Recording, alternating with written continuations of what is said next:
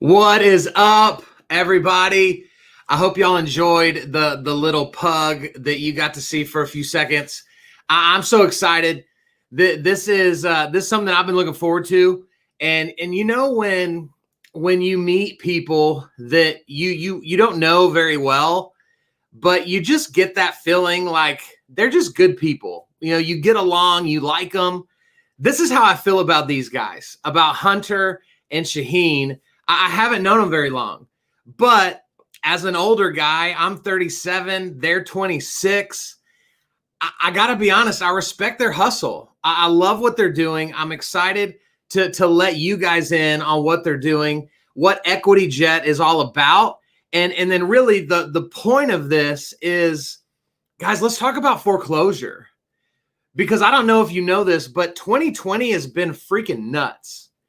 And it has caused a lot of people to struggle. It's caused a lot of people to have to anticipate things that they weren't prepared for.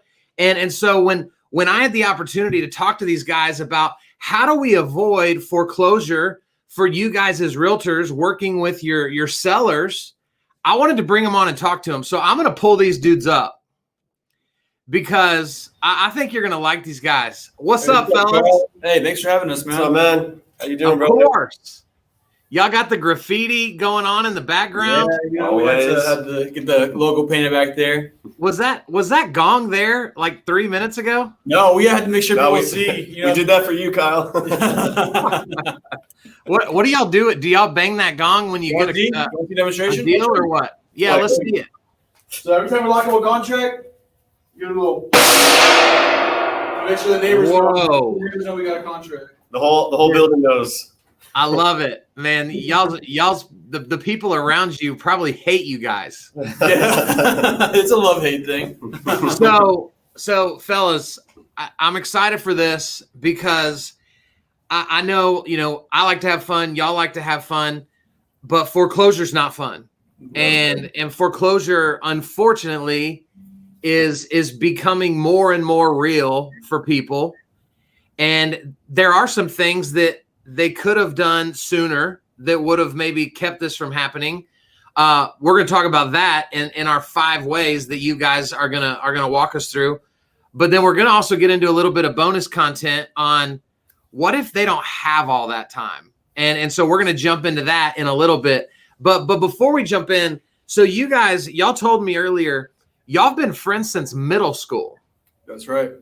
Yes, sir. So did y'all ever experience like any beef in that relationship, or like have y'all always been boys? We've always been boys. We obviously we pick fun at each other a lot. Yeah, of course.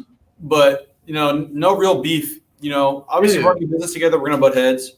But at the end of the day, we're brothers. You know what I mean? Yeah, and then ultimately, like what makes us running is that my strengths. He evens out my weaknesses. So we're very complimentary duo. That's what a partnership's all about. And so y'all been friends since middle school. You both graduated from UNT. Yes, sir. And so y'all are Eagles. Yes, sir. And then now for what this started in 2016, right? That's when y'all started. So I've been doing real estate for about 5 or 6 years now, but Equity Jet's been around for a little bit over a year now. So we've been doing DFW buy and sell homes for about 2 years now. So Equity Jet's only about a year. And some modern form, Equity Jet's always been around for about a year. Yes. And Equity Jet just sounded cooler. It's sounded cool, and it's not. Come on, man! Look at the logo. No doubt, dude. It's cool. It's not geographically locked either. It doesn't isolate us to only working in DFW. Correct. So we can nationally. So for you guys. Y'all deal in mainly wholesaling, correct? Yes, sir. And so you end up working with a lot of families or individuals that are facing foreclosure. Right. Yep. A lot of stressful time. So y'all came up with 5 things that people can be doing to kind of navigate those waters. And so let's jump into them. And I might pepper some questions at you guys. But let's just go through them. What's the first thing that realtors can be learning to help educate their people to not ever need you, right? Isn't that the weird reason for this video? Right. It might cost us some customers, but if we can help some people, I love it. So number one. All right, so we're gonna jump right into it. There's a lot of things that you can do, but we just decided to put these top 5 in no specific order, not like number one is the most important necessarily. But our first tip is gonna be to get a 30-year mortgage, but make sure you're making payments on it as if it's a 15-year mortgage. The reason you would do this is because you want to be making the early payments on it, and then you want to be ahead. But like, let's say you hit some hard times, unemployment, sicknesses, whatever it is, family illnesses. You're going to want to. You'd rather be ahead than be behind. Yeah. So you got a buffer zone there. That way, if, for instance, like you said, you fall into tough times, you have unexpected payments, medical bills, whatever the case may be, you can then pay the 30-year mortgage rate and not be penalized. So it gives you a little bit of a buffer if you're able to make the 15-year payment. And also doing this will save you a lot of money on interest payments. Oh yeah, big time. If you ever look at that, I think that's huge. When you look at the breakdown of numbers between people that just pay the 30-year the way they're asked to, and the people that pay it in the 15, it's mind-blowingly painful. Jaw-dropping, the difference in the total price you pay. It's crazy, the difference in total price. And it makes perfect sense, guys, because we just don't know. Like, no one could have expected 2020. Exactly. Right? Like, who would have thought that people would be in the positions that they are right now? And so, to me, I love that thought process of, man, if you've got that extra money, let's go ahead and put it somewhere where it could potentially save us in the future if we do experience some hard times. And it doesn't have to be a full double payment. You whatever you can put extra on top of your principal. Towards your principal, that'll help a lot. And like he said, the perfect word, it's a buffer is all it is. It's a safety net. So It's just an extra tool, extra step you can take to avoid. So tip number one is treat the 30-year mortgage as if it's a 15. Absolutely. I love it. That's a great start. What's number 2? Tip 2 is make sure you have a living will with a clear outline of who's going to be responsible for the house in the event that you pass away. A lot of our clients that we deal with, there'll be families who have inherited a property, and it can get really nasty. No one's prepared for this property. They're butting heads. I don't want to pay taxes on this. You pay taxes. No, Dad want me to have it. And it creates, I don't want to mow the lawn. You mow the lawn. Exactly. It creates a big rift in the family. All money and house aside, it creates a rift in the family. It can cause permanent beef between family members. Yeah. Which is a big deal. So it's really important to make sure you have a clear outline of who's going to be responsible for what part of the house in the event of your untimely demise. And as a bonus, if you're a realtor, you can even have your client put in there to specify that you're going to be the one who handles the sale in the event of their passing. Oh yeah. You slip in a little representation agreement in there. Realtors, are y'all hearing this? Right, talk your people through this process and just kind of sneak your name in there. Exactly. But more importantly than that, you want to be the person that is the person that can help them through that situation. You want to be their light in the darkness. You want to be able to guide them through that process. So it's not necessarily like you're slipping in a little representation agreement to secure a sale. No, you're really just. You need to look at it as if you're the person that's going to help these people whenever they hit that situation. Exactly. Right. So it has nothing to do with making a sale. And realtors, for everybody that's watching live and then that y'all are going to watch the replay, guys, this is such great content. All of you struggle with content. All of you come crying to me, right, saying, Kyle, I don't know what to talk about. I'm so boring. I don't have anything to talk about. Guys, this is the type of stuff that you can regurgitate from this video and go do it yourself. Or call Hunter and Shaheen and invite them to come do a video for your audience, right? This is great stuff because we got to be prepared. Because you know who doesn't have a will? This guy. Like, I don't have one, so that's probably something that I need to put in order. Yeah, get on that, man. Yeah, I know I do. So thank you guys for reminding me while we're live that I am struggling as an adult. So, but that's great advice. So, what's the third piece of advice you'd give people? Okay, so third piece of advice is that if you're feeling behind, be honest with yourself and make plans to sell if it's absolutely necessary. Even if you're not at the point of where you need to sell, just be honest with yourself and have a backup plan. Like if you're like, hey, I'm actually getting behind on payments, I need to make a backup plan. But if you do actually have to sell, just make sure you have that plan. There's no shame in slipping. It's important to not procrastinate, because the property can get pushed into foreclosure, and then it's going to be too late for a traditional sale by then. Okay. And that also will undercut your profit potential whenever you sell the property. You're forced to take less than you could potentially get for the property. So do you guys see that people will try to convince themselves like, this isn't going to happen to me? Absolutely. We're going to turn this around. The mental before is quite they do anything, it's too late. And this is, you got to understand. Nature, yeah, you're dealing with people in the most stressful time period of their entire lives. There's nothing more stressful than having to be honest with yourself that, hey, I can't live here anymore. I can't afford this house that I've been living in for so many years. I can't afford it. And they're dealing with people calling them, like low ballers, blowing up their phone, trying to get the house out of steal. And like I said, it's really an emotional time period. So it's tough for them to sit down and be honest with themselves. But it's really important too that they can sit there and say, hey, maybe I'm not at the point of foreclosure yet, like Hunter's saying, but we're gonna get there soon, and we gotta do something before we get to that point.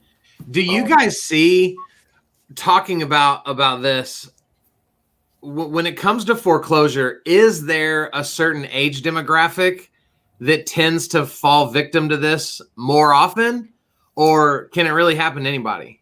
It can happen to anyone, man. There's too many variables. Right. There's so many variables at play. There isn't. I wouldn't say there is one. From our experience, there isn't one demographic. Really. I'm sure if you look at national statistics, you may be able to find a trend somewhere. What I've noticed personally is like there's no like age barrier. Like every age group falls victim to foreclosure. I will say that it seems to be for different reasons. Younger people will tend to overbuy a house. Buy more house than they can afford for their first house, so they can afford that. Whereas the young people, it tends to be more because of a job loss or unexpected payments or medical bills, stuff that rise. Life. Right. Life happens. Yeah. So to add on to that, not what he was saying, but to add on to point 3 was that if you get to your lender early enough, you're able to make communication with them and tell them the situation.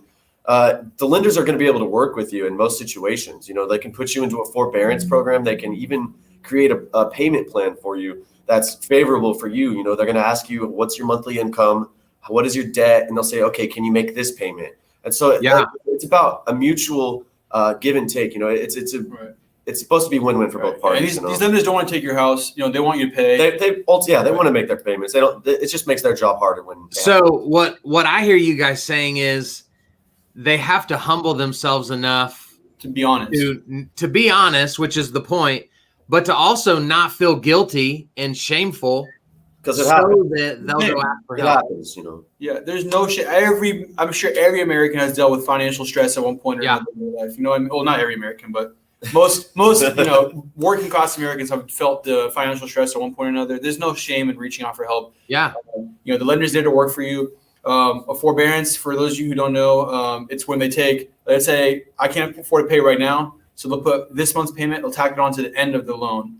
So that way I don't have to pay right now. Okay. I have a few months without having to worry about paying my mortgage, and the term of my loan will be increased by a couple months. They can freeze it essentially. Right, exactly. Yeah, no, that's awesome. I never even knew what truly forbearance meant. So y'all are teaching me something on here. Come on. So what's number 4? Number 4 is be mindful about costly repairs. And this might sound like what does this have to do with foreclosures? But big repairs such as your roof, plumbing, foundation repairs, these things can cost tens of thousands of dollars. Yeah. And, if you're not prepared for them, if you're not ready, it can catch you off guard and they can destroy your entire budget, and you might find yourself unable to make your monthly mortgage payment. So a good way that we advise to avoid this is, create a little timetable. Hop on Excel. Shouldn't take more than 10, 15 minutes. Just throw on, the major components such as, roof, AC, etc., and then put the average lifespan. So for a roof, we'll say it lasts 15 years. You can go ahead and break it down. How much your roof is going to cost, and how many months is the expected lifespan, and then you can go ahead and save. I need to save $100 every month and put it to the side for when this roof needs to be replaced. And that way you're off guard. You have the money available, and you're ready when these capital expenditures pop up.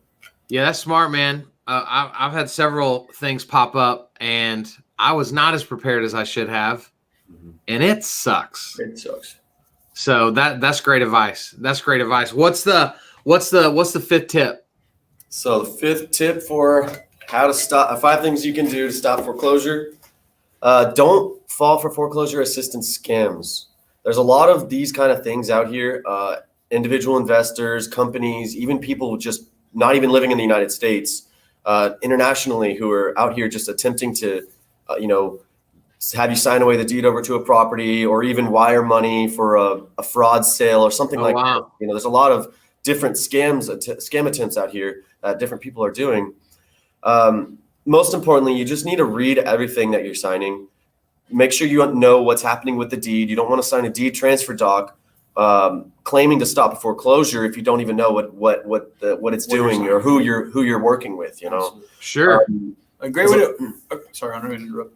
A great way to avoid this is research your buyers, guys. Hop on Google, hop on Facebook, just type their name in there, see what pops up. There's always going to be some bad reviews with real estate people. If someone's going to have a deal that fell through, stuff happens. But you'll be able to tell if there's when it's a legitimate company and when it's a scammer or when it's someone unsavory. You know what I mean? Like a fly-by-night company. Exactly. There's a lot of LLCs that'll pop up and they'll, do 1 or 2 or 3 real estate transactions and then get sued, and then they'll stop using that LLC and they'll go create a new LLC and then do a new business. So just keep popping up. So if a company's been around for a while, that means something, So let me ask y'all this: when it comes to kind of spotting the fakes, the frauds, what are some of the red flags that, if you know to look for it, you can notice about the companies that really don't have your best interest at heart? If they will not tell you their company name, that is a major red flag. Okay. I'm super, super confident. And whenever I'm dealing with any client, anybody that's trying to ask about, hey, how do I know that you're a serious buyer? I say, hey, you're welcome to go and Google me. You're welcome to Google Equity Jet. We have Google reviews. We have a physical office, a physical location that you can stop by and meet us at. Also, we have Facebook recommendations. So you can hop on and search Equity Jet on Facebook, and you can see different things that people have said about us, and even reviews and ratings on there. Right. So it goes back to what I was saying, that if a company's been around for long enough, they'll have that track record. But if they've only been around for a few months, it may not necessarily be a red flag, but it's just something to look into. Okay. Yeah, no, that's great. So we've talked about these five ways to help somebody from having to go through with foreclosure are a little bit more in like the long approach, right? It's preventative is probably a better way to say it. But we were talking beforehand about some other tactics for how in the moment you may be able to kind of change the game for somebody. So let's jump into kind of that bonus content. Like what can a realtor do right this second if they think they've got a potential client that may be getting closer and closer to foreclosure? Well, that's a great question, because a lot of times you don't want to be the guy being like, oh, well, you should have done this, when your client's already going through foreclosure. It doesn't do them a whole lot of good, right? Right. You don't want to be Captain Hindsight. So one way to stop a foreclosure, and we've done this many times with our clients, is with an executed purchase contract and a proof of funds, a lender will stop a foreclosure. Because like we were talking about earlier, the lender doesn't want to take the house. There's too many steps. It's too lengthy. They would rather just get their money. Keep making your payments, get their money. Exactly. Right. So what they'll do is they'll freeze the foreclosure and allow the sale to go through. So with this, you should be very careful that you're dealing with a real buyer, because at this point you're playing with your client's life. You know what I mean? If they're a BS buyer and they're out here, they're canceling contracts and they push back a foreclosure for a BS buyer, then your client's truly out of options. They're going to lose the house. It's really important, like we said, to vet your buyers, make sure they're solid, have a proof of funds and an executed contract, and then present them to the lender, and they can freeze the foreclosure. If you need any help with that, reach out to us. We'll be more than happy to walk you guys. Yeah, that's great. That's great advice. Right. The second thing was that if more is owned on the property than the property is worth, then this is when a short sale might be necessary. Okay. So it's a very lengthy process, and it's very uncommon as well. But if it is necessary, then don't be afraid to take that route. There's a lot of people in the DFW area, Metroplex, that specialize in short sales. So if you guys are looking for recommendations on people who do specialize in short sales, feel free to reach out to us. We can get you connected with people. Absolutely. Okay, cool. So let me ask you guys, as we're wrapping this up, first of all, thank y'all for coming and hanging out with me for a few minutes. But there's so many people in DFW that do what y'all do, right? Just like a realtor. There's a ton of realtors, so you've got to be set apart somehow. What do you guys feel really sets you apart from other people in the industry that are also doing wholesale buying? I think one of the major things that sets us apart from most wholesalers is that we have a physical location that people can come and actually meet us at. A lot of wholesalers operate and they work in Starbucks. You know, they drive around, they stop at a Panera and hop on Wi-Fi and pick up the phone. So it's you know, you don't necessarily have to have an office, but it gives us a little bit more legitimacy, and it's a physical place that somebody can come and meet us at. We've worked with people in the past to say, you know, I don't want to sign a contract if I can't like come and meet you at your office. And so before we had the office, we weren't really able to work with these people because they were skeptical about. Yeah, sure. So it really comes down to, you know, we're not here fly by night people. This is our full-time career. We do this all day, every day, where we have a track record. We have clients that will speak on our behalf, you know, willingly. We have clients that reach out to us like, hey, if you need us to speak to anybody, let us know that you're legit. We're here. You know, which is obviously the best type of blessing you can get. The best type of recommendation you can get is a happy client. I love that. So I got one more question, and then we'll tell everybody how to contact you guys. What do you love most about what you guys get to wake up and do every day?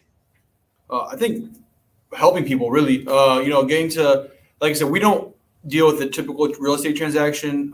If you're reaching out to our company, it's typically because you're in some type of distress situation, or you're going through some type of stress. And, you know, just being able to help the homeowner when any other company has in the past has failed to, is just, it brings a feeling that's worth more than any type of money. You know what I mean? It's kind of corny to say that, but it's true. You know, and to add on to what he just said, you know, also we're both problem solvers. You know, we both love figuring out like, man, that's something that's not right. You know, even if it's like something so small, like we got to figure out how to make it better. So that's what this business gives us the chance to do, is that in all these situations, we're able to creatively solve problems. Exactly.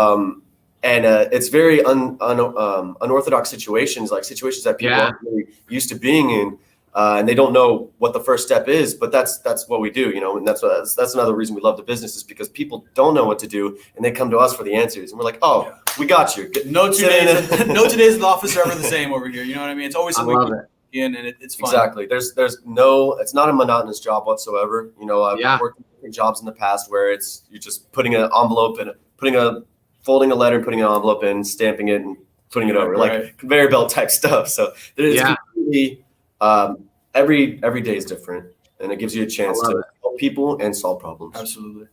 So guys, this is who you want, the guys that desire to help and that desire to solve problems. So for all the realtors that are watching and will watch later on the replay, what's the best way if they're in a situation where they need you guys, what's the best way for them to start off that relationship? You know, Facebook is definitely going to be your best bet. We're most active on Facebook, and we have a really big you know, following there with people who are also willing to give us recommendations as well. Or like we said, we got people like if you need short sale recommendations, we can help you with that. But Facebook is the best bet. We can leave our contact information in the comment box for you guys to follow us later. Cool. Also, equity-jet.com is our website. This is more for like collecting seller leads and a minor FAQ type stuff. So there's not a whole lot of informational stuff on there about stuff like this. So it would be better to kind of reach out to us directly, either on Facebook. Yeah, pop up, guys. Drop us a DM. We're friendly. Say hi. You know, office is in Irving. We're located off of Highway 183. We can grab lunch sometime, maybe. Yeah. We're gonna grab lunch soon. Oh, that's next week. Overdue. That's what's gonna happen. Well, fellas, man, thanks again for popping on with me. Thank y'all for watching. If y'all got questions, put them in the comments. This is what you need to be knowledgeable of. You've got to be, because you're going to run into people all the time that are going to need assistance that Equity Jet can provide them.